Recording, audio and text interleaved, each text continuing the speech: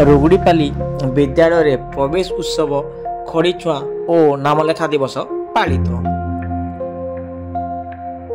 सरकारी उच्च प्राथमिक विद्यालय रुगुड़ीपाली ठारे सरकार निर्देश मुताबक प्रवेश उत्सव खड़ीछुआ और नामलेखा दिवस महासमारोह पालित हो जाइछि।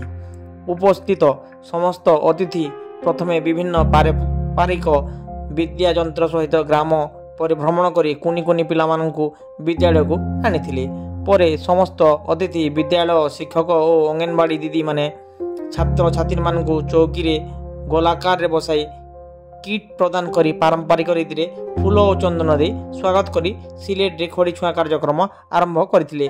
परे आयोजित सभा रे विद्यालय परिचालक कमिटी रो स्थायी सभापति श्री संजय बैंक सभापति आयोजित सभार मुख्य अतिथि सोनपुर गोष्ठी उन्नयन अधिकारी श्रीयुक्त संजय कुमार साहू, स्वतंत्र अतिथि संपादक जिला आईन सेवा प्राधिकरण सोनपुर मिस कुमुदिनी मुदली, सम्मानित अतिथि भावे सोनपुर शिशु प्रकल्प अधिकारी सागरिका स्वाई और पूर्वतन सरपंच मोल उड़ान श्रीमती भाग्यवती बाग मुख्य वक्ता थिले। साधारण संपादक तथा मुख्य कार्यनिर्वाही अधिकारी रेयार श्रीयुक्त अनंग नेगी उपस्थित होई निजर मत रखिथिले।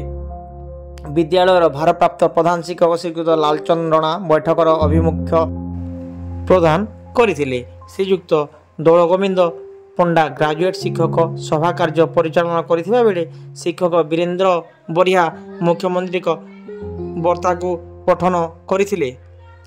शिक्षक मुकेश कुमार प्रधान समस्त कार्य रे सहयोग करथिले।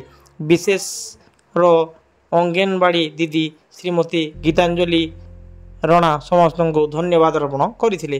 कार्यक्रम रे पितामाता, अभिभावक, विद्यालय परिचालना कमिटी, स्थानीय स्वयं सहायिका गोष्ठी और ग्रामर अधिवासी माने उपस्थित थिले।